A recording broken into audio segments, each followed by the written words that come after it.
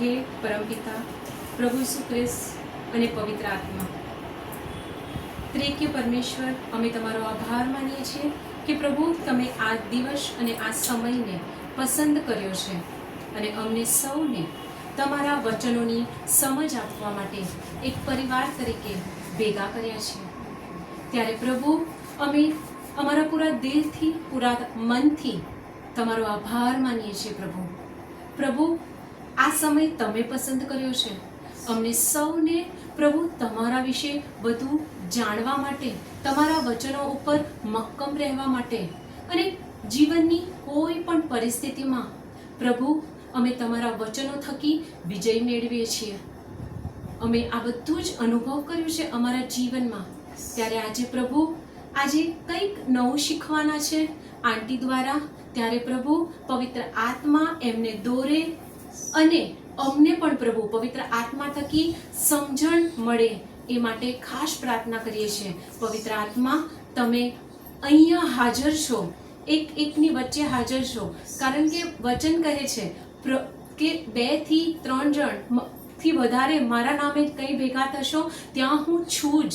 ત્યારે પ્રભુ તમારી હાજરી, તમારી પ્રેઝન્સનો અમે તમારો આભાર માનીએ છીએ કે પ્રભુ તમે અમારી વચ્ચે છો. અત્યારે પ્રભુ આ આખા સેશનમાં તમે અમને દોરજો, એક વચનોની અમને સમજણ પૂરી પાડજો અને અમે એ વચનો જે પ્રભુ તમે આપેલા વચનો છે, તમે પ્રોમિસ કરી છે પ્રભુ અમને, એ વચનો અમે અમારા જીવનમાં ઉતારીએ અને એના ફળોનો અનુભવ કરીએ.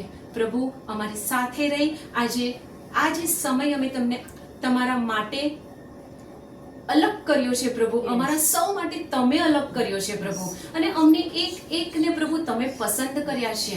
કારણ કે બોલાવ્યા તો ઘણા બધાને હતા, પણ આવ્યા થોડા છો.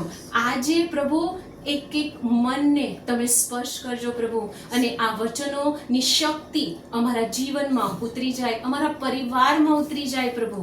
અને વિશેષ રૂપે અત્યારે એક પ્રેરણા મળી રહી છે કે આજે આપણે સૌ એવા લોકો માટે પ્રાર્થના કરીએ જે પ્રભુથી દૂર છે, જે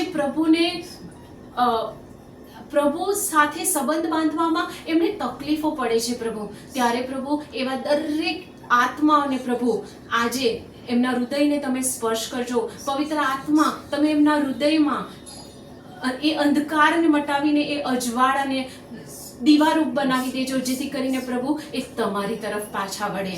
વિશેષ રૂપે આજના યુથ માટે પ્રાર્થના કરીએ કે પ્રભુ અત્યારે મોબાઈલમાં, બીજી કેટલી બધી વસ્તુઓમાં એ સમય બરબાદ કરે છે, પણ પ્રભુ તમારા માટે બધું શક્ય છે.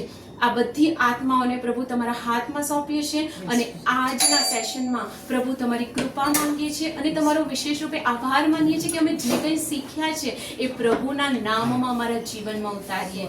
આ પ્રાર્થના અમે અમારા પ્રભુ ઈસુ ખ્રિસ્ત દ્વારા કરીએ છીએ. Amen. Praise the lord. Praise the lord. Bible કહે છે કે ઓળખો, ઈસુને ઓળખો. યોહાન 7:3 કહે છે કે પિતાને ઓળખો, પિતાએ મોકલેલા પુત્રને ઓળખો. તો આજે આ ઈશ્વરનો પુત્ર ઈસુ ખ્રિસ્ત, એ ઈસુને આપણે જૂના કરારમાં ઓળખવાનો પ્રયત્ન કરીએ. મોટે ભાગે એક સામાન્ય ખ્યાલ છે કે ઈસુ નવા કરારમાં આવે, પણ ઈસુ જ્યારે આપણે જૂનો કરાર વાંચીએ ત્યારે એ જૂના કરારમાં એક શબ્દ વખતો વખત આવે છે, સ્વર્ગદૂત. સ્વર્ગદૂત. તો આ સ્વર્ગદૂત, આ ઈસુ જૂના કરારમાં ક્યાં ક્યાં આપણે જોઈ શકીએ? કારણ કે બાઇબલ વાંચવાનું એટલે ફક્ત વાંચવા ખાતર, માહિતી લેવા ખાતર નહીં. આખું બાઇબલ, જૂનો કરાર, નવો કરાર, એ ઈસુને ઓળખવા માટે વાંચવાનો. કારણ કે જે ઈસુને ઓળખી લે છે, વચન કહે છે કે એનો ઉદ્ધાર છે. ઓકે, તો આપણે એ જૂના કરારમાં ઈસુ ક્યાં છે, કયા રૂપે છે, એ આપણે જોવાના છે. તો એ લેતા પહેલા એક અંગ્રેજી શબ્દ, પૃથ્વી પર જે એક જ વસ્તુ હોય ને, સૂર્ય, તો ગુજરાતીમાં બોલીએ તો કે સૂર્ય, સૂરજ, પણ ઇંગ્લિશમાં બોલીએ તો કે છે કે the sun, the moon, the Ganga. તો પૃથ્વી પર એક વસ્તુ છે એ બતાવવા માટે હંમેશા એની આગળ ધ લાગે છે.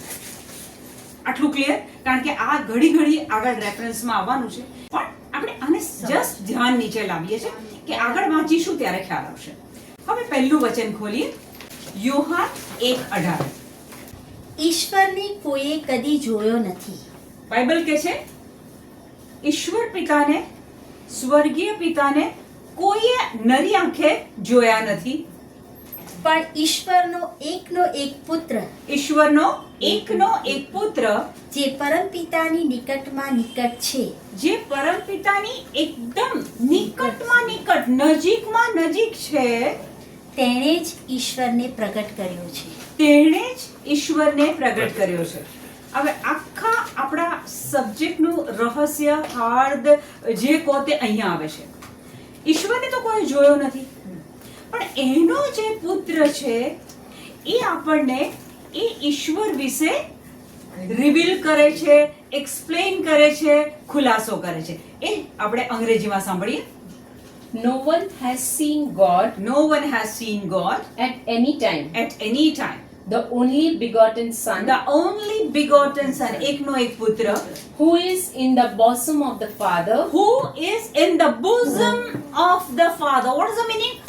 Who is in the bosom of the Father. પિતાના ખોળામાં છે. ઈશ્વર પિતાના ખોળામાં ઈસુ છે એ આ વચન કહે છે. Okay, who is in the bosom of Father? He has declared him. He has declared him. એણે પિતાને જાહેર કર્યા છે.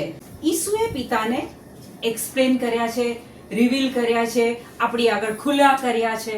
એટલે એક વસ્તુ ક્લિયર, પિતાને કોઈએ જોયા નથી.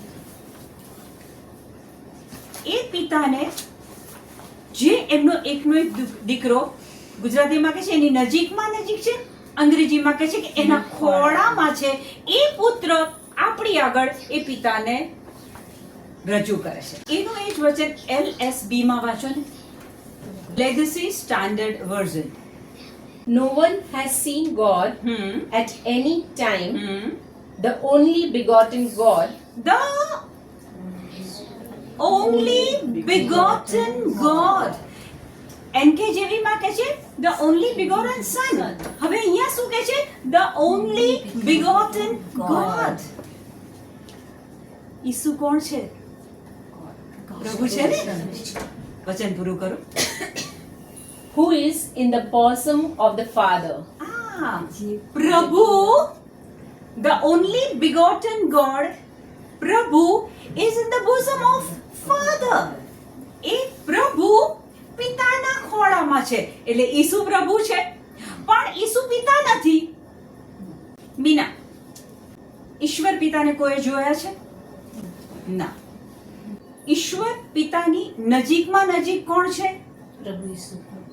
એમનો એકનો એક પુત્ર, the only begotten Son.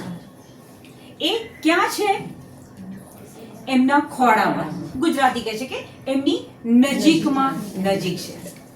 એનો અર્થ એ થયો કે પૃથ્વીનું સર્જન થયું અને આખી પૃથ્વી સર્જાઈ એ પહેલા ઈસુ ક્યાં હતા? પિતા પાસે. ઓકે, અને એ આપણને ક્યાં જાણવા મળે છે? યોહાન 1:1 કહે છે પ્રારંભમાં શબ્દ હતો જ, શબ્દ ઈશ્વર સાથે હતો, શબ્દ ઈશ્વર હતો. The only begotten God. શબ્દ એ ઈસુ, એ પ્રભુ. ક્યાં આગળ? પિતાના ખોળામાં. હવે શબ્દ હતો અને પછી 14મા વચનમાં આપણને ખબર છે કે શબ્દ માનવ થઈને અવતર્યો. એ શબ્દ પિતા પાસેથી નીચે આવે છે અને એક શરીર ધારણ કરે છે, માનવ થઈને અવતર્યો. ઓકે, અહીંયા સુધી ક્લિયર? આના બેઝ પર આગળના બધા પ્રસંગો હું લેવાની છું. બહુ જ મોટી ઉંમર સુધી હું એ ખ્યાલમાં હતી કે ઈસુ એટલે નવા કરારમાં, ઈસુ એટલે કુમારી માના કુંખેથી જન્મ લીધો પછી જ ઈસુની હયાતી. પણ જેમ જેમ સમજ આવી, વાંચતા ગયા, પવિત્ર આત્મા મદદ કરતા ગયા, એમ એમ ખબર પડી કે ઈસુ તો શરૂઆતથી છે. એનો એક પ્રસંગ લઈએ આપણે. મહાપ્રસાદ 3 અધ્યાય, એમાં પહેલું વચન. આ પ્રસંગ આપણે બધા જાણીએ છીએ ત્રીજો. કે સળગતું ઝાડ અને મોશે. ઓકે, આ આપણને ખબર છે. પહેલું વચન વાંચો. હવે મોશે પોતાના સસરા મિદ્યાનના પુરોહિત ઈથ્રોના ઘેટા બકરાને હાંકતો રણની સામી બાજુએ ઈશ્વરના પર્વત હોરેબ નજીક આવી પહોંચ્યો. મોશે હોરેબ પર્વત પાસે ઘેટા બકરા ચરાવતા ચરાવતા એ પર્વત પાસે પહોંચી જાય છે. બીજા વચનમાં શું થાય છે વાંચો. ત્યાં ઝાંખરામાંથી નીકળતા ભડકા રૂપે પ્રભુના દૂતે તેને દર્શન દીધા. હવે મોશે ઘેટા બકરા ચરાવે છે. એક સળગતું એક ભડકો, એક આગ છે, અને ત્યાંથી મોશેને કોણ દર્શન આપે છે? દૂત, પ્રભુનો દૂત. ઓકે, સ્વર્ગીય દૂત. તો ભડકા રૂપે દર્શન આપે છે. ધેટ મીન્સ કે દેખાય છે.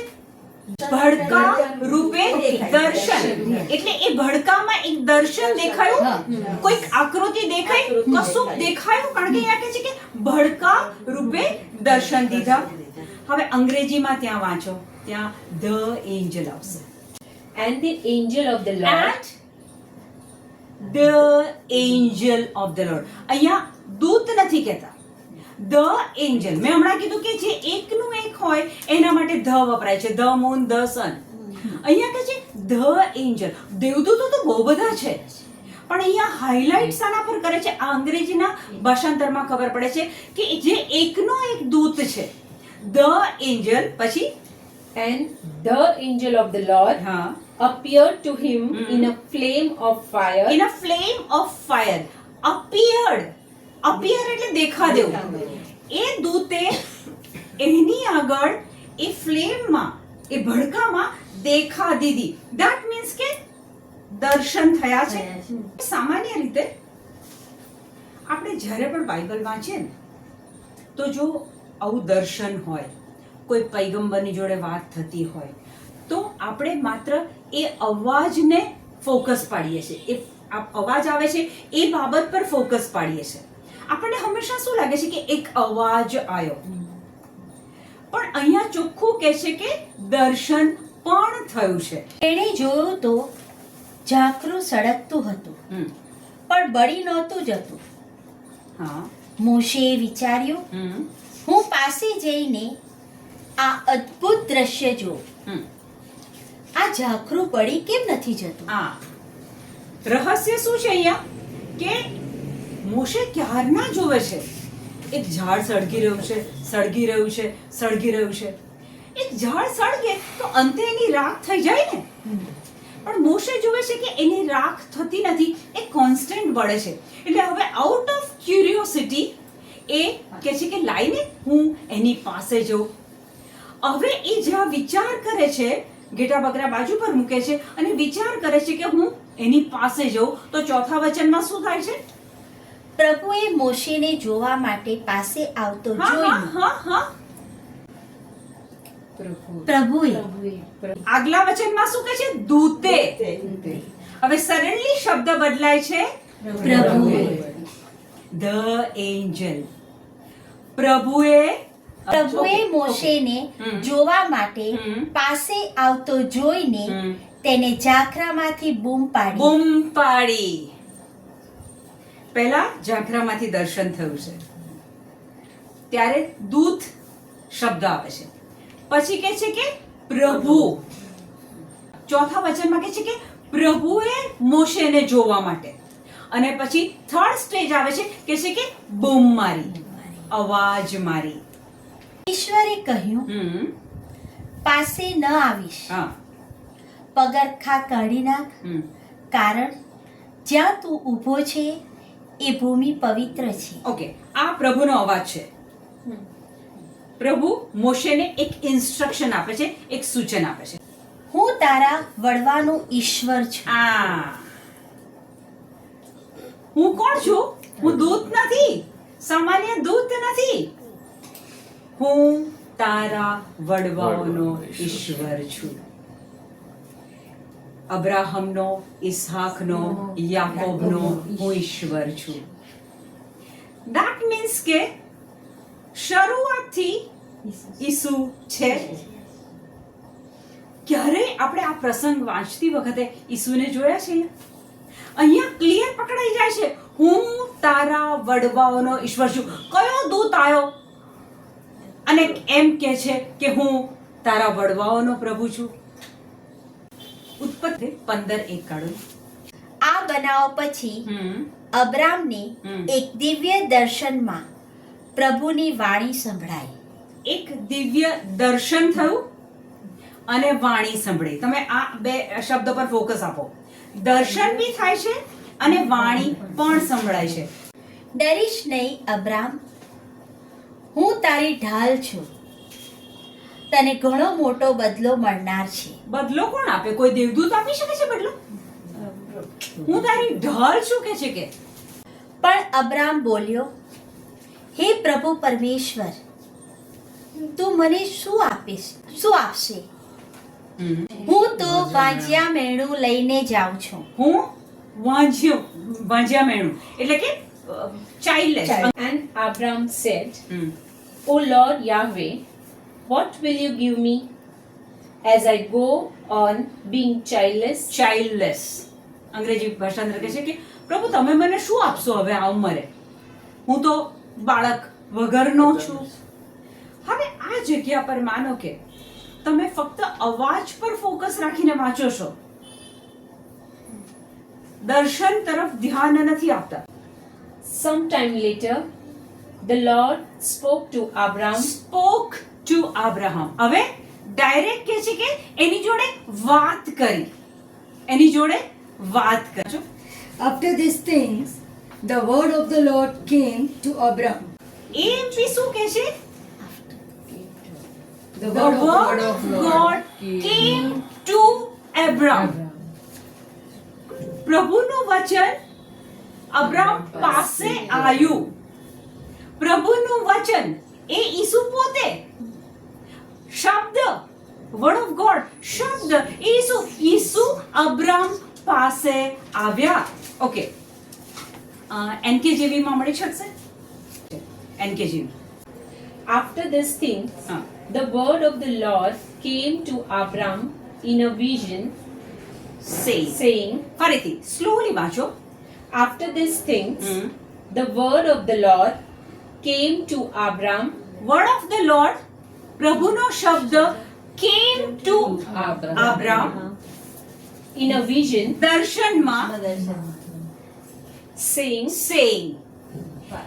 શબ્દ આવે છે, દર્શનમાં આવે છે, કહેતો આવે છે. ધેટ મીન્સ કે શબ્દ બોલે છે. આપણે જોઈ ગયા, in the beginning was a word, word was with God, word was God.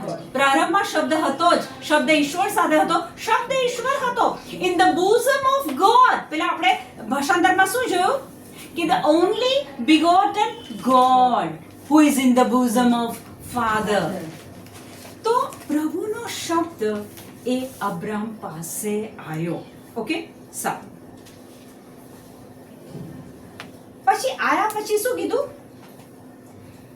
આયા પછી કે છે કે હું તારી ઢાલ છું અને તને મોટો બદલો મળનાર છે. કોઈ દૂત આવું બોલી શકે? દૂત તો ફક્ત જે મેસેજ આપવાનું કીધું હોય એ આપી અને જતા રહે. તો અહીંયા આપણને ખબર પડે છે કે અબ્રામની પાસે આવનાર બીજું કોઈ નહોતું, ઈસુ હતા. મોશે જોડે આવનાર બીજું કોઈ નહોતું, ઈસુ હતા. ખોલો ને યોહાન 8:58. ઈશુએ કહ્યું, હા. હું તમને સાચે સાચ કહું છું કે આબ્રાહમ જન્મ્યા તે પહેલાથી જ હું તો છું જ. અબ્રાહમ જન્મ્યા એ પહેલાથી જ હું છું, એ તો ઈસુ પોતે બોલે છે. અને એટલે જ એ બધા યહૂદીઓ અને ફરોશીઓ ઈસુ પર અકળાય છે. કેમ? તો કે તને તો હજી 30 વર્ષ થયા છે કે છે. અને અબ્રાહમ તો ક્યારના છે, તો કે તું શું કહેવા માંગે છે? પણ આ બાબત એ લોકો સમજી શક્યા નતા. એક બીજું પણ વચન કાઢો ને, યોહાન 14:8 વાંચો. ફિલિપે તેમને કહ્યું, હમ. પ્રભુ, અમને પિતાના દર્શન કરાવો. એટલે થયું. ઓકે, ફિલિપ એક ડિમાન્ડ મૂકે છે, અમને પિતાના દર્શન કરાવો. ફિલિપ અને બધા જે શિષ્યો હતા એ ઈસુને રોજ જોતા હતા. હવે જ્યારે ઈસુ પિતા પાસેની વાતો કરે છે, જવાની વાત કરે છે, તો કહે છે કે અમને પિતાના દર્શન કરાવો. ત્યારે ઈસુએ તેને કહ્યું, હમ. આટલા બધા વખતથી હમ. હું તારી સાથે રહું છું, હમ.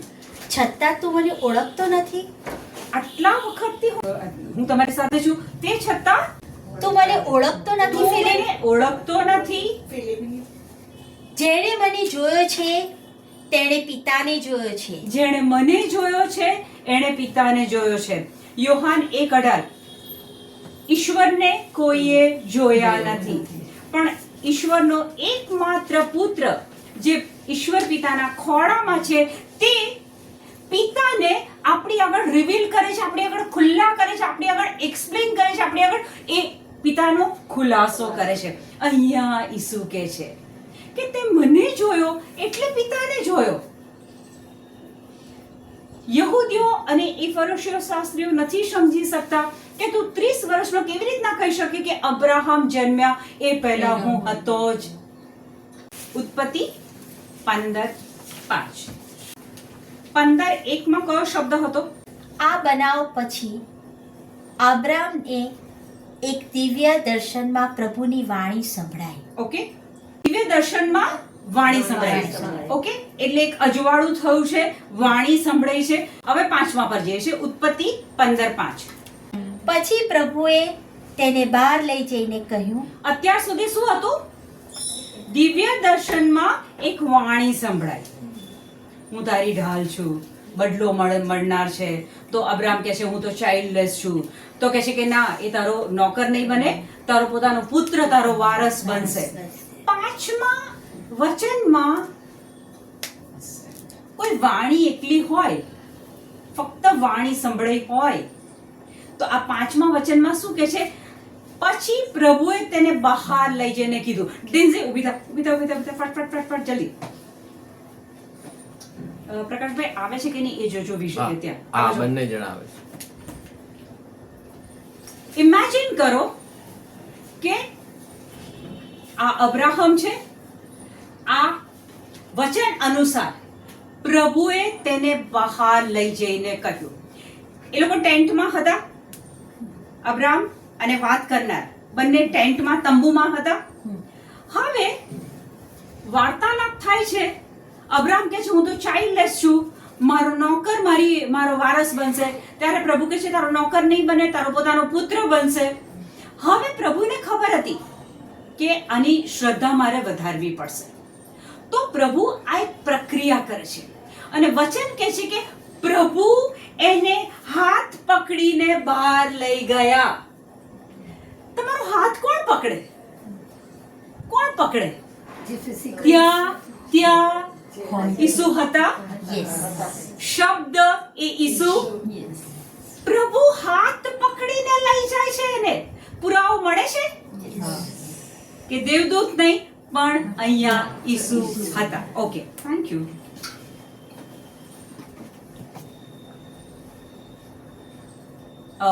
વચન કહે છે કે અબ્રામને પ્રભુની વાણી સંભળાઈ. પ્રભુની વાણી એટલે શબ્દ, શબ્દ એટલે ઈસુ, અને ઈસુ ત્યાં હાથ પકડીને બહાર લઈ જાય છે.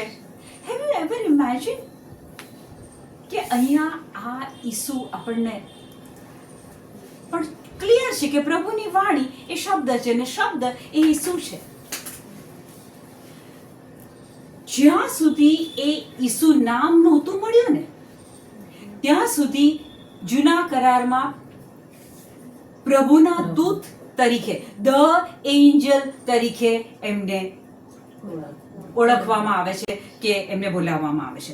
ઈર્મિયા પહેલો અધ્યાય અને 4થું વચન વાંચો. મને પ્રભુની વાણી સંભળાય. આ ઈર્મિયા એક પૈગંબર છે, બરાબર? ઈર્મિયા કહે છે કે મને પ્રભુની વાણી સંભળાય. તને ગર્ભમાં ઘડ્યો તે પહેલા મેં તને પસંદ કર્યો. કોઈ દેવદૂત આવું કહી શકે કે મેં તને ગર્ભમાં ઘડ્યો, એ પહેલા મેં તને પસંદ કર્યો હતો? મને પ્રભુની વાણી સંભળાય. હમ, તને ગર્ભમાં ઘડ્યો તે પહેલા મેં તને પસંદ કર્યો હતો. હમ. તું જન્મ્યો તે પહેલા મેં તને અલગ તારવ્યો હતો. ઓકે, આ વચનમાં તમે 3 વખત મેં તને ગર્ભમાં ઘડ્યો, મેં તને અલગ તારવ્યો, મેં તને પ્રજાઓનો પૈગંબર નિમ્યો. કયો દેવદૂત કોઈ પૈગંબરને ગર્ભમાં ઘડે, અલગ તારવે, પૈગંબર બનાવે? આ કોણ છે? આ વચન કે છે કે મેં તને ગર્ભમાં ઘડ્યો. ધેટ મીન્સ કે ઈર્મિયાના માના પેટમાં, ગર્ભમાં જ્યારે ઈર્મિયા હતા ત્યારે ઈસુએ જ એ કામ કર્યું તું. એની સાબિતી આપું તમને, અથવા એનું બાઇબલમાંથી એનું રેફરન્સ આપું. યોહાન 1:3 કાઢો ને. બધું જ એના દ્વારા બન્યું છે. પ્રારંભમાં શબ્દ હતો, શબ્દ ઈશ્વર સાથે હતો, શબ્દ ઈશ્વર હતો, શબ્દ ઈશ્વર હતો. હવે ત્રીજા વચનમાં કહે છે બધું જ એના દ્વારા બન્યું છે.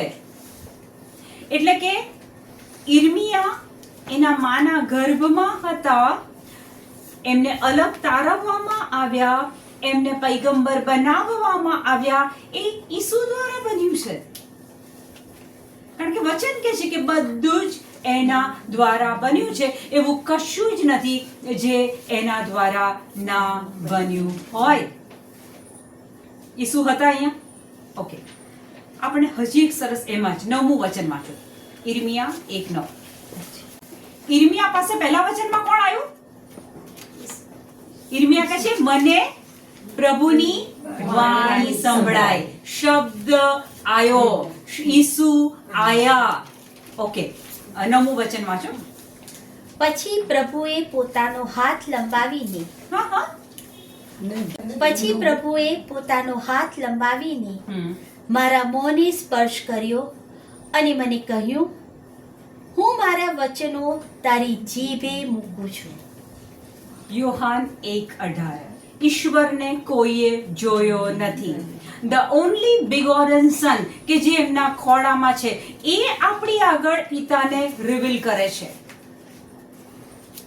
પિતા નથી, પુત્ર પિતાને આપણી આગળ રિવીલ કરે છે. પછી પ્રભુએ પોતાનો હાથ લંબાવીને મારા મોંને સ્પર્શ કર્યો અને મને કહ્યું, હું મારા વચનો તારી જીભે મૂકું છું. પ્રભુએ એમની ઈર્મિયાની જીભને, મોંને સ્પર્શ કર્યો અને કીધું કે હું મારા વચન તારે મુખે મૂકું છું, તારા જીભે મૂકું છું. આ કોણ કરી શકે? કોઈ દેવદૂત છે? કોઈ સામાન્ય માણસ છે? આ આપણો વચન અનુસાર શબ્દ, પ્રભુની વાણી, એ ઈસુ એમના મુખે વચન મૂકે છે. ઉતરે છે કે પછી બધું ઉપર જાય છે? હવે એક સરસ આપણે બધા જાણીએ છીએ, અબ્રાહમનો પુત્ર 100 વર્ષે થાય છે અને પછી પિતા એની કસોટી કરે છે અને કહે છે કે જા હવે બલિ છે. ઓકે, એ પ્રસંગને આપણે જોઈએ. ઉત્પત્તિ 22:11 કાઢો ને. ઉત્પત્તિ 22:11. પણ પ્રભુના દેવદૂતે તેને આકાશમાંથી બૂમ મારીને કહ્યું. ઓકે, આ પ્રસંગ ખબર છે આપણને કે પુત્રનું બલિદાન ચડાવવા જાય છે, હાથ ઉગામે છે, ત્યાં કોણ બોલે છે? સ્વર્ગમાંથી અવાજ આવે છે. ફરીથી વાંચો. પણ પ્રભુના દેવદૂતે તેને આકાશમાંથી બૂમ મારીને કહ્યું. આકાશમાંથી બૂમ પાડીને કીધું, સ્વર્ગમાંથી બૂમ પાડીને કીધું. કોણે કીધું? પ્રભુના દેવદૂતે પ્રભુના દૂતે. ઇંગ્લિશમાં વાંચો. But the angel of Yahweh The angel of Yahweh. ઈશ્વર પિતા. The angel of Yahweh. યાહવેના દૂતે. અબ્રાહમ અબ્રાહમ બોલ્યો હા. જી. દેવદૂત બોલ્યો. બીજી વખત દેવદૂત શબ્દ આવે છે. છોકરાઓ પહેલી વખત સ્વર્ગમાંથી આકાશમાંથી પ્રભુના દૂતે કહ્યું. અંગ્રેજી બાઇબલ કહે છે the angel of Yahweh from heaven spoke. હવે આગળ કહે છે બીજું દેવદૂત બોલ્યો. દેવદૂત બોલ્યો. બીજી વખત દેવદૂત શબ્દ આવ્યો. દેવદૂત બોલ્યો. છોકરા ઉપર હાથ ઉગામીશ નહીં હા, કે તેને કઈ ઈજા કરીશ નહીં. અહીંયા સુધી ધ્યાન આપો. હા, છોકરા પર હાથ ના ઉગામીશ કે એને કશી ઈજા ના કરીશ. હવે સાંભળો. તું તારા દીકરાને તારા એકના એક દીકરાને મને ધરાવતા મને તું તારા દીકરાને તારા એકના એક દીકરાને મને ધરાવતા અચકાયો નથી. આ કોણ બોલી શકે? કોઈ દેવદૂત બોલી શકે કે તારા એકના એક દીકરાને મને ધરાવતા અચકાયો નથી? The only begotten God who is in the bosom of Father is speaking કે તું તારા એકના એક દીકરાને મારા માટે વધેરવા માટે અચકાયો નથી. મને પછી આગળ એ જોઈને હા, હવે મારી ખાતરી થઈ છે કે તું ઈશ્વરથી ડરે છે. મને ખાતરી થઈ છે કે તું ઈશ્વરથી ડરે છે. 22-15 વાંચો ને. પ્રભુના દૂતે આકાશમાંથી બીજી વાર અબ્રાહમને હાક મારીને કહ્યું. બીજી વખત આ શબ્દ આવ્યો છે દૂત. નેક્સ્ટ વચન વાંચો 16. પ્રભુની આ વાણી છે. પ્રભુની આ વાણી છે. હું મારી જાતના સોગંદ લઉં છું કે હું મારી જાતના સોગંદ ખાઉં છું. કયો દેવદૂત પોતાની જાતના સોગંદ ખાય છે બાઇબલમાં? ઈસુ છે અહીંયા. વાંચો આગળ. હા. તે આ કામ કર્યું છે હમ. અને તારા દીકરાને તારા એકના એક દીકરાને મને ધરાવતા તું અચકાયો નથી. હમ. એટલે હું જરૂર તને આશીર્વાદ આપીશ. અહીંયા આશીર્વાદ બાઇબલમાં ક્યાં પણ જુઓ તો આશીર્વાદ કોણ આપે? પ્રભુ આપે. દેવદૂત કોઈ દિવસ આશીર્વાદ ના આપે. He is a messenger. એ તો તમને સંદેશો આપીને જતા રહે. તે મારું કર્યું છે. કારણ તે મારું કહ્યું છે. તો અબ્રાહમને પુત્રનો બલિ ચડાવવા માટે કોણે કીધેલું? પ્રભુએ કીધેલું. પ્રભુએ કીધેલું. પિતાને કોઈએ જોયું નથી. આ કામ કરનાર ઈસુ છે. ઈસુ કહે છે કે તે મારું કર્યું છે ને. તારા એકના એક પુત્રને વધેરતા તું રોકાયો નથી ને. તું ઈશ્વરથી ડરે છે ને. એટલે પછી કહે છે તને આ આશીર્વાદ મળશે. એટલે વચનની શરૂઆત થાય છે બે વખત દેવદૂત શબ્દ વપરાય છે, પણ અંગ્રેજીમાં ધ એન્જલ વપરાય છે. અને ત્યાં આપણને ક્લિયર થઈ જાય છે આ કોણ એન્જલ. કાજીઓ 2:1 બીજો અધ્યાય પહેલું વચન. પ્રભુના દૂતે ગિલગાલથી બોખીમ ઇઝરાયેલીઓ પાસે આવીને કહ્યું. ઓકે, આ બે જગ્યાના નામ છે. એ લોકો છે ઇઝરાયલી. એમની પાસે કોણ આવે છે? ઇંગ્લિશમાં વાંચો. Then the angel of the Lord The angel of the Lord. The angel આવે વાંચતી વખતે એકદમ અલર્ટ થઈ જાઓ. The angel of the Lord. Okay, પાછળનું સમજી ગયા કે આ જગ્યા પર આવે. ઓકે, પછી હું તમને મિસરમાંથી બહાર કાઢી તમારા વડવાઓને જે દેશ આપવાનું મેં વચન આપ્યું હતું તે દેશમાં તમને લઈ આવ્યો. સમજ્યા વચન? દેવદૂત બોલે છે. ધ એન્જલ કહે છે કે હું તમને મિસરમાંથી બહાર કાઢીને લાવ્યો. મિસરમાંથી બહાર કાઢીને કોણ લાવેલું? આપણે જો યાદ કરીએ એ શું કહે કે મહાપ્રસ્થાનને મોઝેસ. વાંચીએ તો આપણે હંમેશા ઈશ્વર પિતા બોલે છે અને મૂસા સાંભળે છે અને મૂસા પછી લાકડી ઊંચી કરે છે અને આ બધું ચમત્કારો કરે છે. અહીંયા વચન શું કહે છે? The angel came there and spoke કે તમને મિસરમાંથી હું બહાર કાઢીને લાવ્યો. ઈસુ પછી આખું વચન વાંચી કાઢો. અને કહ્યું, તમારી સાથે કરેલા કરારનો ભંગ હું કદી નહીં કરું. હા, કે હું તમને મિસરમાંથી બહાર લાવ્યો છું અને તમારી સાથે મેં જે કરાર કર્યો છે એ ક્યારેય હું નહીં છોડું. નવા કરારમાં I will never leave you, I will never forsake you. હું તને છોડીશ નહીં, હું તારો ત્યાગ નહીં કરું. જૂનો કરાર આપણે એમ જોવા જઈએ તો ક્યારેક બધા કોકના મોઢામાંથી મેં એવું સાંભળ્યું છે કે વાંચવામાં ડ્રાય લાગે છે અને કે પ્રભુ તો બહુ ગુસ્સાવાળા અને પણ તમે એને ધ્યાનથી ધીરે ધીરે ધીરે સમજીને વાંચો તો એક એક જગ્યાએ ઈસુની ઓળખાણ પડે છે.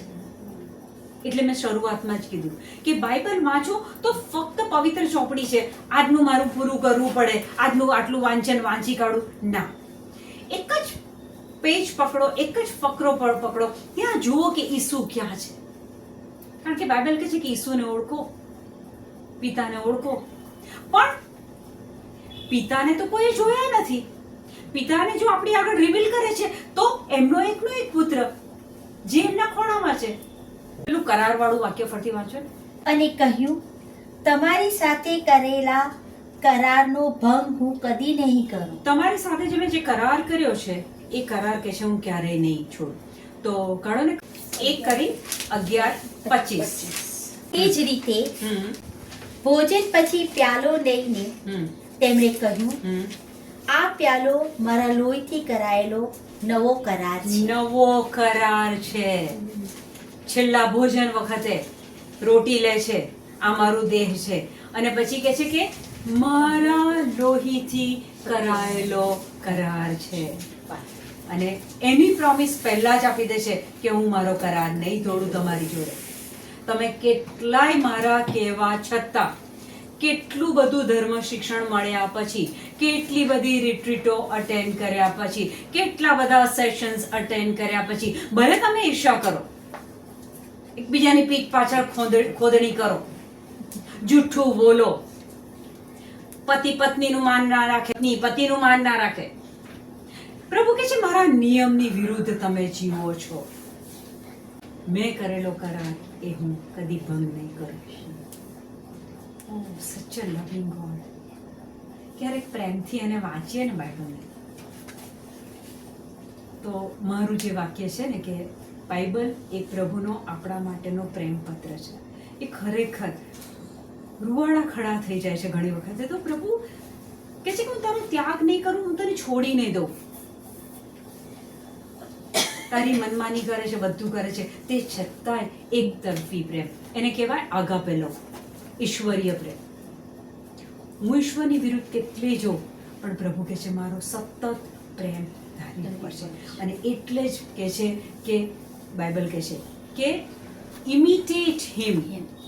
એફેસસ 5:1. ઇમિટેટ, એને કોપી કરો, એના જેવો પ્રેમ કરો. બાળક પર આપણે કેટલા ચીડાઈ જઈએ છીએ, કેટલા ચીડાઈ જઈએ છીએ. Stop that. ઓકે, આપણે ફંટાઈ નથી જવું. હજી એક પ્રસંગ લઈએ. યહોશુઆ 5 કાઢો ને. યહોશુઆ 5:13. યહોશુઆ યરીકો નજીક પહોંચતા જ જુએ છે તો તેણે પોતાની સામે નાગી તલવાર લઈને ઊભેલો એક માણસ જોયો. ઓકે, યહોશુઆ એક જગ્યાએ છે અને એ જગ્યા પર યહોશુઆ શું જોવે છે કે એક માણસ ઊભો છે. ગુજરાતીમાં ચોખ્ખું વાંચો.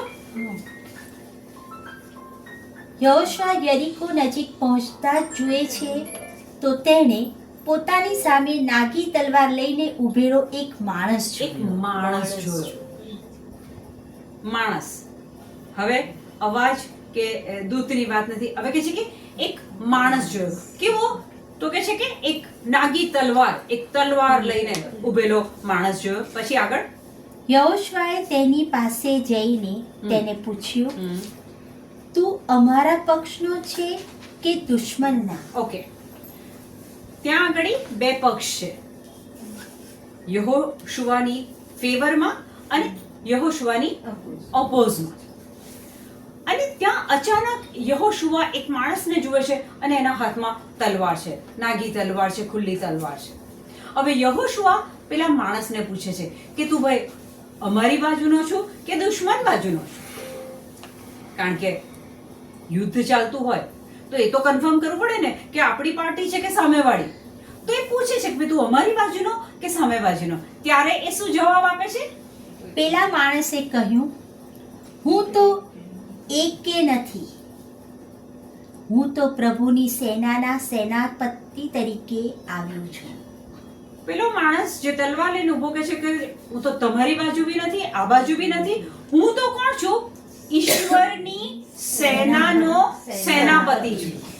મુખ્ય માણસ છે. હવે આગળ વાંચો.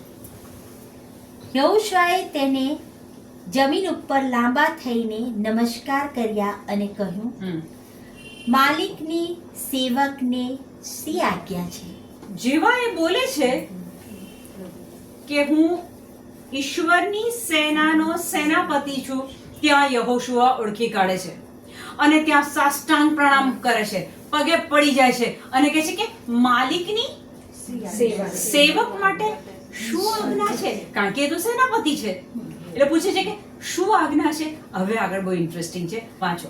પ્રભુની સેનાના સેનાપતિએ તેને કહ્યું, તારા પગરખા ઉતારી નાખ, કારણ તું જે ભૂમિ ઉપર ઊભો છે તે ભૂમિ પવિત્ર છે. અને યહોશુઆએ તેમ કર્યું. જેવું યહોશુઆ એ તલવાર લઈને ઉભેલી વ્યક્તિ ઈશ્વરની સેનાના સેનાપતિને જેવા ઓળખી કાઢે છે કે સાષ્ટાંગ પ્રણામ કરે છે, જેવા સાષ્ટાંગ પ્રણામ કરે છે, પ્રભુ કહે છે કે તે મને ઓળખી લીધો. હવે ઇન્સ્ટ્રક્શન આવ્યું, સૂચન આવ્યું. શું? તો કે તારા પગરખા ઉતાર, તું જે જગ્યા પર ઊભો છે એ પવિત્ર જગ્યા છે. મોશે સળગતા ઝાડ પાસે જાય છે, તરત જ પ્રભુ શું કહે છે? તું જે જગ્યા પર ઊભો છે તે પવિત્ર જગ્યા છે, તારા પગરખા ઉતારી કાઢ. એટલે એક વસ્તુ નક્કી, the moment you go closer to God, જ્યારે તમે પ્રભુની પાસે જાઓ તો કાન સતેજ રાખજો કે કોઈક ને કોઈ ઇન્સ્ટ્રક્શન આવશે.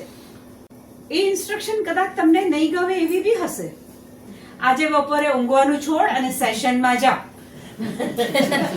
અરે આ તો પ્રભુ એક ખોટું આવું ક્યાંથી સંભળાઈ ગયું? આજનો વિડિયો જરા લખવા બેસી જા. આ તો બાળકે કંઈક બોલ્યું ને એમાં કંઈક અવાજ આવી ગયો. જેટલી વાર તમે એ કોઈ પણ વચનો વાળો વિડિયો, હું નથી કહેતી મારા વિડિયો, તમને જે પ્રીચર ગમતા હોય, જે પાસ્ટર ગમતા હોય, જે વક્તા ગમતા હોય, પકડો એનો વિડિયો અને લખવા બેસો. 3 કલાક, 4 કલાક, 6 કલાક જશે. પણ પ્રભુનો શબ્દ, word of God is God himself, Jesus himself. The hours you are writing word of God, those many hours you are with Jesus. And when you are with Jesus, the opposite party cannot attack on you. Maybe destructive thoughts, negative thoughts, anger, gloomy, you are feeling gloomy, nothing can touch you. જેટલી વાર તમે આ પ્રભુના વચનની સાથે છો એટલી વાર તમે ઈસુ સાથે છો. પછી લાંબી લાંબી પ્રાર્થનાઓ કરવાની જરૂર છે? બીકોઝ જેટલી વાર તમે વિડિયો લખો છો, વિડિયો સાંભળો છો, એટલી વાર તમે પ્રભુ વચન સાથે છો. પ્રભુ વચન સાથે છો, તમે ઈસુ સાથે છો. પછી રૂટીન પ્રાર્થના આજે નથી થઈ તો પ્રભુ કહે છે કશો જ વાંધો નહીં.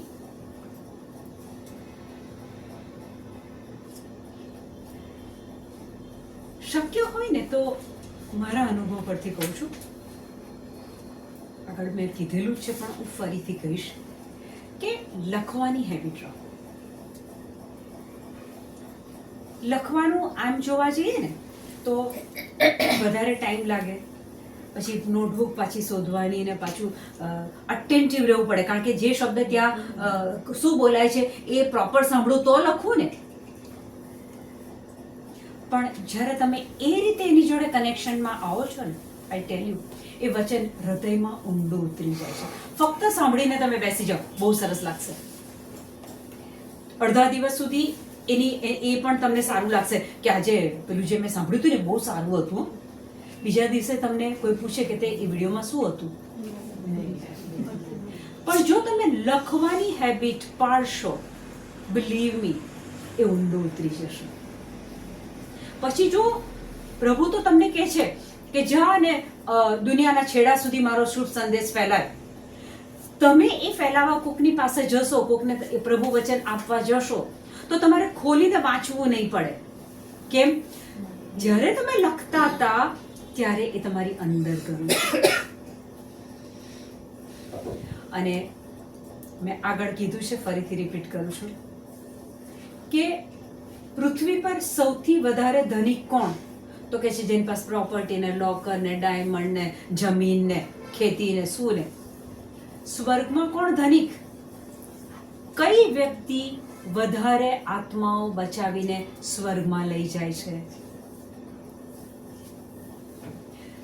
તમને વચન સમજમાં આવ્યું? Very nice. પણ એ વચન લઈને હું ઘરમાં બેસી રહીશ તો ઈશ્વરનું રાજ્ય ક્યાં ફેલાયું? સંકોચ થાય, શરમ આવે, સમય ના હોય, ટાઈમ એડજસ્ટ કરવો પડે, અને તે છતાં મને ખબર પડે કે અહીંયા વ્યક્તિ બીમાર છે અથવા અહીંયા વ્યક્તિને વચનની જરૂર છે. હું મારા કામને સેટ કરીને, એડજસ્ટ કરીને જો હું ત્યાં આપવા જાઉં છું, એ વ્યક્તિ વચન લઈ લે છે, એ આત્મા પ્રભુ તરફ વળી જાય છે, તો તમે જ્યારે ઉપર જશો ત્યારે તમારી પાછળ એક લાંબી લાઈન ઊભી હશે. તમે જે આત્માઓ બચાયા છે ત્યાં ઊભા હશે. તો જે વધારે આત્મા બચાવીને લઈ જાય છે એ સ્વર્ગની રીતે વધારે ધનિક કહેવાય, માલદાર કહેવાય. કારણ કે અહીંની પ્રોપર્ટી યાદ રાખજો, બધી અહીંયા જ રહી જશે. એક ઘરમાં રહીએ છીએ, આટલું જ છે, એ સિવાય કંઈ જ નથી. અમને એક વસ્તુ સમજમાં આવી ગઈ છે કે ખાવાનું, પીવાનું, રહેવાનું તો જોઈએ, રોટી, કપડાં, મકાન જોઈએ. એવું નથી કહેતા કે આપણે રોડ પર, ના, આપણે પ્રભુના બાળક છીએ એટલે પ્રભુનું બાળક તો બહુ શાંતિ જ રહે. પણ તમારું ફોકસ ક્યાં છે? કેટલું કમાઈ લઉં, કેટલું ભેગું કરી લઉં, કેટલું જમા કરી લઉં, કોકનું લઈને મારામાં નાખી દઉં. દુનિયાવી સંપત્તિ ભેગી કરવામાં લાગી ગયા ને. પ્રભુ કહે છે ને કે એવી સંપત્તિ ભેગી કરો કે જેમાં કીડા ના આવે, સડો ના લાગે, કાટ ના લાગે. સ્વર્ગીય સંપત્તિ ભેગી કરો. તમારી પાસે સૌથી વેલ્યુએબલ શું છે? તો કે ટાઈમ. તમારો ટાઈમ પ્રભુ માટે કાઢો. પ્રભુની સેનાપતિએ તેને કહ્યું, પ્રભુની સેનાના સેનાપતિએ હવે એને કહ્યું, તારા પગરખા ઉતારી નાખ, કારણ તું જે ભૂમિ ઉપર ઊભો છે તે ભૂમિ પવિત્ર છે. અને યહોશુઆએ તેમ કર્યું. ઓકે. વચનમાં કે છે ધ એન્જલ. ધ એન્જલની આગળ એ પગે પડે છે. જો તમને દર્શનનું પુસ્તક વાંચ્યું હોય તો દર્શનના પુસ્તકમાં યોહાન જ્યારે પેલા દૂતને પગે પડે છે ત્યારે દૂત કહે છે તું મને પગે ના પડતો, કારણ કે હું તારા જેવો જ સેવક છું. જો અહીંયા એ દૂત હોત તો આવી આજ્ઞા આપત કે ભાઈ તું જે જગ્યા પર ઊભો છું. એટલે આ ઈસુ છે. લગભગ 9 પ્રસંગ લીધા જૂના કરારમાંથી કે જ્યાં આપણને ઈસુની ઓળખાણ પડી. ઓકે, મેં શરૂઆતમાં જ કીધું કે યોહાન 17:3 કહે છે કે ઈશ્વરને ઓળખો, એણે મોકલેલા પુત્રને ઓળખો. મારે કોઈની ઓળખાણ કરવી હોય તો એના માટે કંઈક પ્રયત્ન તો કરવો પડે ને.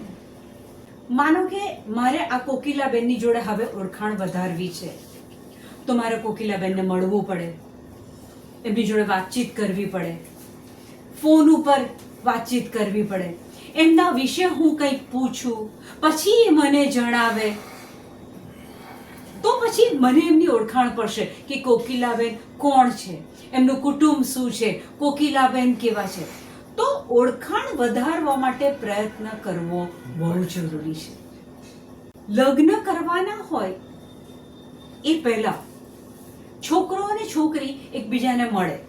લવ મેરેજ હોય તો કદાચ ઘણા વખતથી ઓળખતા હોય, અરેન્જ મેરેજ હોય તો પણ લગ્ન પહેલા એ અમુક મુલાકાત કરે. કેમ? એકબીજાને ઓળખવા છે. હું જેની જોડે આખું જીવન વિતાવવાની છું અથવા વિતાવવાનો છું, એ વ્યક્તિ વિશે ઓળખાણ તો લેવાની ને. એ ઓળખાણ લેવા માટે લોકો શું કરે છે? વખતો વખત મળે છે. શનિ રવિ મળે, રજા હોય ત્યારે મળે, ઓફિસમાંથી આવીને સાંજે મળે. વખતો વખત મળવાનો આગ્રહ રાખે છે. મારે ને તમારે જો ઈસુને ઓળખવા હોય, જો ઈશ્વર પિતાને ઓળખવા હોય તો આપણે બાઇબલ સાથે વખતો વખત સંબંધમાં આવવું પડે, વાંચવું પડે, લખવું પડે, સાંભળવું પડે. છેલ્લો પાઠ લઈ લઉં છું. યુહાન 1:18 કીધું કે ઈશ્વર પિતાને કોઈ જોયા નથી, પણ એમના ખોળામાં જે પુત્ર છે એ આપણને એમના વિશેની ઓળખાણ આપે છે. તો બાઇબલમાં ક્યાંક એવું સાંભળ્યું છે, આ મારો પુત્ર છે, આ મારો પ્રિયતમ પુત્ર છે, એના પર હું પ્રસન્ન છું, એવું સાંભળ્યું છે? માર્કથી 17 કાઢો, બસ ફિનિશિંગ. માર્કથી 17 એમાં 5મું વાંચવાનું છે, પણ એના પહેલા એ પહેલા વચનથી શું બને છે? માર્કથી 1 ઊંચા પર્વત પર ઈસુ જાય છે. સાથે કોને લઈ જાય છે? યાકોબ, યોહાન અને પીતરને લઈ જાય છે. પછી ઉપર જાય છે તો ઈસુનું રૂપ તો બદલાઈ જાય છે, ઝળહળતું થઈ જાય છે. તો પેલા શિષ્યો ભગવાઈ જાય છે, પછી એમનું રૂપ ઝળહળતું થઈ જાય છે. પછી શું થાય છે? એલિયા અને મોશે એ લોકોને દેખાય છે. હવે ઈસુનું રૂપ બદલાયું છે, મોશે દેખાય છે, એલિયા દેખાય છે. એટલે પેલા સંત પીતર બોલી પડે છે, આપણે કે છે અહીંયા 3 મઢુલી બનાવી દે, મોશે માટે, એલિયા માટે અને કે છે એક તમારા માટે. હજુ આ ચાલતું હોય છે અને ત્યાં જ ઈશ્વરની વાણી, ઈશ્વર પિતાની વાણી સંભળાય છે. માર્કથી 17:5 ખાલી એક જ વચન વાંચીએ આપણે. હજી તે બોલતો હતો ત્યાં એક તેજોમય વાદળે આવીને તેમના ઉપર છાયા પાથરી અને વાદળમાંથી એકાએક વાણી સંભળાઈ, આ મારો પુત્ર છે, આ મારો પુત્ર છે, મારો પ્રિયતમ પુત્ર મારો છે, પ્રિયતમ પુત્ર છે, એના ઉપર હું પ્રસન્ન છું, એના પર હું પ્રસન્ન છું. અને એનું કહ્યું સાંભળજો. એનું કહ્યું સાંભળજો. એનું કહ્યું સાંભળજો. Almighty God says, listen him. But does Jesus talk with you? ઈશ્વર પિતા કહે છે કે એનું કહ્યું સાંભળજો. તો ઈસુ આપણી જોડે કંઈ બોલે છે ખરા? કારણ કે સાંભળવાનું કહે છે. તો ઈસુ તમને કંઈ કહે છે? તમે સાંભળી શકો છો? છેલ્લે ક્યારે તમને કશું કીધું? Does Jesus talk with you? Because Almighty God says, hear him, listen him. Does he talk with you? Have you ever heard his voice? જેવું બાઇબલ ખોલો ને કે શું બોલવાનું, ગિરી પ્રવચન, તમે દુનિયાનો દીવો છો. ઈસુ કોને કહે છે? તમને કહે છે. તમે ધરતીનું લૂણ છો. ઈસુ કોને કહે છે? તમને કહે છે. ઈસુ કહે છે પરમેશ્વરને પૂરા મનથી, પૂરા હૃદયથી, પૂરા જીવથી, પૂરી શક્તિથી પ્રેમ કરો. માનવ જાતને તમારી જાત જેટલો પ્રેમ કરો. એ કોને કહે છે? તમને કહે છે. અને ઈશ્વર પિતા કહે છે કે એનું કહ્યું સાંભળજો. પ્રેમ કરવાનું કીધું છે તો પ્રેમ કરજો. તમે બીજાના પાપ માફ કરશો તો એના પાપ માફ થશે, બીજાના ઊભા રાખશો તો એના ઊભા રહેશે. તમે આ કરો છો? ઈસુ બોલે છે. તમે જેવું બાઇબલ ખોલો ને, ઈશ્વરની વાણી જીવતી ને જાગતી છે. જેવું તમે ખોલો ને તો બાય ચાન્સ યોહાનનું પુસ્તક ખુલી ગયું તો ત્યાં તરત ઈસુ કહેશે, જ્યાં સુધી તમારો પુનર્જન્મ નહીં થાય ને ત્યાં સુધી તમે ઈશ્વરના રાજ્યમાં દાખલ થવાના નથી. છેલ્લે જો દાખલ નહીં થવાનું થાય ને તમે પ્રભુને કહેશો કે મારી બાજુવાળીને તો તમે સ્વર્ગમાં લીધી, મને કેમ ના લીધી? ત્યારે ઈશ્વર પિતા તમને કહેશે કે મેં તમને કીધેલું મારા પુત્રને સાંભળજો. એનો મારો પુત્ર બોલેલો કે જ્યાં સુધી પુનર્જન્મ નહીં થાય ત્યાં સુધી ઈશ્વરના રાજ્યમાં દાખલ થવાનું નહીં મળે. તો ઈસુ આજના દિવસે બોલે છે ઇમોશનલ થઈને કોકની જોડે કોઈ કે આજે મને ગુઝબમ્પ થયા અને કોઈ કે આજે મારે ગરમ ગરમ લાગ્યું ને ઠંડુ, એ બધું થાય ના થાય મને નથી ખબર, પણ મને એટલી ખબર પડી કે છે કે વચન ખોલો, વચન બોલો, એ ઈસુ પોતે છે. એને સાંભળો અને પછી સાંભળીને ખાલી બેસી ના રહેશો. હવે ખોટું લાગે એવું વચન આપું છું, ખોલો. ઓકે, હા, યોહાન, તમે, હા. Okay sorry, Yohan 5:39. તમે શાસ્ત્રો ફંફોસો છો, હા, કારણ તમે એમ માનો છો કે એમાં તમારા માટે શાશ્વત જીવન રહેલું. વેઇટ. પહેલું વાક્ય છે તમે શાસ્ત્ર ફંફોસો છો. બીમારી, આંટી કયું વચન બોલવાનું? નોકરી, આંટી કયું વચન બોલવાનું? શાસ્ત્ર ફંફોસો છો ને? આગળ પાછળ પાણીયા ફેરવો છો ને? ફરીથી વાંચો. તમે શાસ્ત્રો ફંફોસો છો, ફંફોસો છો કારણ તમે એમ માનો છો કે એમાં તમારા માટે શાશ્વત જીવન રહેલું છે. તમે એવું માનો છો કે આ બાઇબલમાં, આ શાસ્ત્રમાં શાશ્વત જીવન, ઇટર્નલ લાઈફ છે. પણ એ શાસ્ત્ર તો મારે પક્ષે સાક્ષી પૂરે છે. એ શાસ્ત્ર મારે પક્ષે સાક્ષી પૂરે છે. ઈશ્વર પિતા કહે છે એને સાંભળજો. ઈસુ કહે છે પ્રેમ કરો. તમારાથી પ્રેમ થતો નથી, માફી અપાતી નથી. ફંફોસો છો ખરા, ક્યાં જીવન મળે? પણ એ શાસ્ત્ર એની સાક્ષી પૂરે છે, ઈસુની સાક્ષી પૂરે છે. તેમ છતાં એ જીવન મેળવવા માટે તમે મારી પાસે આવવા માંગતા નથી. ફંફોસો છો ખરા. આ તકલીફ છે આ વચન, આ તકલીફ છે આ વચન, પણ તમે મારી પાસે આવતા નથી. એનું મીનિંગ શું થયું? ઈસુ કહે છે કે તમે શાસ્ત્ર ફંફોસો છો કારણ કે તમે એવું માનો છો કે આમાં અનંત જીવન છે અને એ મારી સાક્ષી પૂરે છે, પણ તમે મારી પાસે આવતા નથી. એનો શું મીનિંગ થયો? તમે એ વચન, એ આજ્ઞા, ઈસુ જે કહે છે જા અને દુનિયાના છેડા સુધી મારો શુભ સંદેશ ફેલાય, ઘર છોડીને બહાર નીકળો છો? ઈસુ કહે છે કે જેમ મેં તમને પ્રેમ કર્યો છે એમ તું તારી પત્નીને પ્રેમ કર, તારા પતિને પ્રેમ કર. સૌથી પહેલો ગુસ્સો ત્યાં કરો છો. કેમ? એ તો તમારો અબાધિત અધિકાર સમજી બેઠા છો. અહીંયા તો જે બોલીએ જે કરીએ ને બધું ચાલે. કઈ જવાનો છે, કઈ જવાની છે. This is the attitude we have. પણ યાદ રાખજો, એ શાસ્ત્ર ઈસુની સાક્ષી પૂરે છે. પ્રભુ કહેશે, ઈશ્વર પિતા કહેશે કે તે એનું સાંભળ્યું, ફંફોસ્યું ખરું, પણ એના અનુસાર મારી લાઈફને ચેન્જ કરી, ટ્રેક પર લાવી.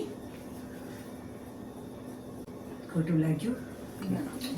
નો, it's an eye opening words.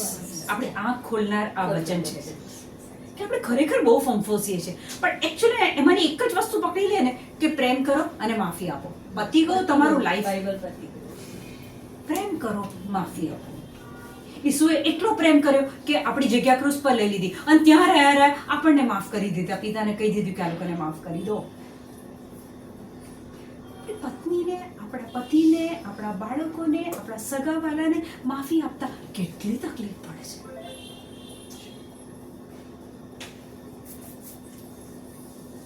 ધન્યવાદ પ્રભુ, પુષ્કળ આભાર માનીએ છીએ. ઈસુ, તમે મિસરમાંથી ઇઝરાયેલીઓને બહાર કાઢનાર તમે જ છો. ઈસુ, ક્રુસ ઉપર બલિદાન આપનાર તમે છો. અને વાલા ઈસુ, તમે અમારા માટે મંદિરનો પડદો ચીરીને એ અનંતકાળિક જીવન તૈયાર રાખ્યું છે માટે આભાર માનીએ છીએ. Thank you lord. આમેન.